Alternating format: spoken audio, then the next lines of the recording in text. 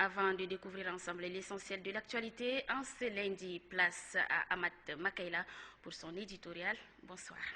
Bonsoir Rosalie. Mesdames, Messieurs, bonsoir. Et si on scrutait de plus près tout ce qui se fait et s'est dit ici chez nous dans les nombreux ateliers, forums, séminaires, souvent d'ailleurs c'est l'appellation qui change, sinon le contenu n'est guère différent. Séminaire de dissémination, atelier de validation, au rapport, qu'est-ce qui est disséminé, sinon qu'est-ce qui est validé, les retombées sont difficilement quantifiables.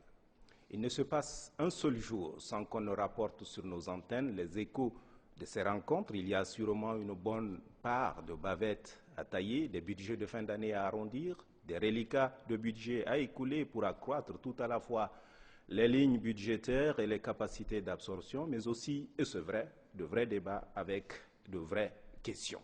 Toute lecture de cette question dépend de la manière de considérer le verre, à moitié vide ou à moitié plein. Si les indices de développement de notre pays devraient se mesurer sur l'échelle de ces rencontres, on aurait, il y a bien longtemps, changé de catégorie, n'est-ce pas? Qu'est-ce qui se passe au juste? Dieu m'est témoin. Et les locaux du CEFOD aussi, puisque la magie des séminaires et ateliers a élu son QG au CEFOD. Plus les organisateurs sont nantis, plus la taille du budget est importante, plus la durée est considérable, plus la table des pauses café et déjeuner est garnie et le nombre de convives aussi, de même que les fameux perdièmes versés aux participants. J'allais oublier la collation des journalistes aussi pour assurer la couverture médiatique. Une large couverture médiatique, dit-on, comme si c'est les médias qui font le succès des ateliers et séminaires. Le rituel est huilé, il marche comme sur des roulettes. La fin qui justifie les moyens est tout aussi la même, invariablement. Des recommandations, des résolutions, dans bien des cas de vrais faux copier-coller, au mieux ajustés, au pire servis brut. À tort ou à raison, l'expertise étrangère est sollicitée, mais les experts entre griffes, qui arrivent avec des grosses mallettes et qui ne maîtrisent en réalité que la technique du diapositif, avec plus ou moins l'art oratoire bien affermi, rien d'autre. Des experts qui apprennent, j'allais dire, plus qu'ils n'apportent. Et pourtant, à y voir de plus près, certaines thématiques fortes, intéressantes au demeurant, traitées dans ces séminaires et autres ateliers, pouvaient à la limite constituer le sujet d'une réunion de travail entre un chef de service et ses collaborateurs. Rien de plus. Certains départements ministériels prennent au cours de ces assises, quelquefois informelles, des engagements qui contredisent la politique générale de l'État. Des agents à des postes névralgiques désertent leur poste de travail des jours durant au motif qu'ils sont en séminaire.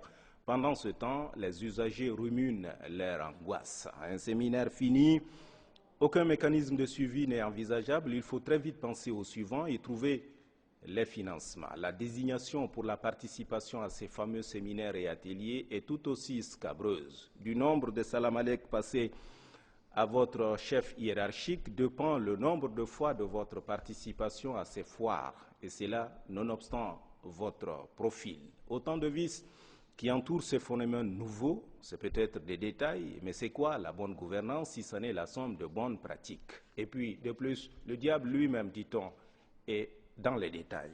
Voici à l'illustration les chiffres. Rien que pour le secteur de la santé et l'éducation, sur 10 ans, allant de 2001 à 2010, 790 séminaires et ateliers se sont tenus, soit une moyenne de 79 séminaires et ateliers par an.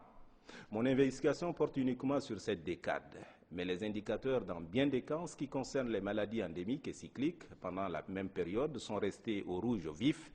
Rien que depuis un peu plus d'une année, où les acteurs sont conviés pour une réunion d'évaluation mensuelle autour du chef de l'État, la tendance a commencé étonnamment à changer.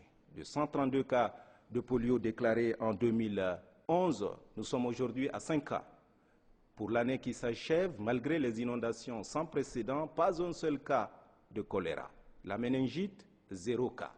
Nous ne sommes pas encore au vert, mais probablement à l'orange. Pourquoi ?